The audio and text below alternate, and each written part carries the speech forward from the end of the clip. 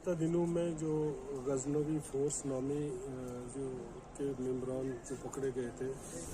उनकी तफ्तीश जारी थी और उसी तफ्तीश के दौरान एक आदमी के इंकशाफ पे डब्बी गांव में आर्मी के साथ हमने मिलके सर्च ऑपरेशन लॉन्च किया और दौरान तलाशी 2 पिस्टल्स, 2 ग्रेनेड और 70 लाइव बुलेट्स रिकवर किए। मज़ीद तफ्तीश जारी है। जो भी हक़ाइक़ सामने आएंगे आपसे शेयर किए जाएंगे। सर ये आर्म्स एंड अम्यूनिशन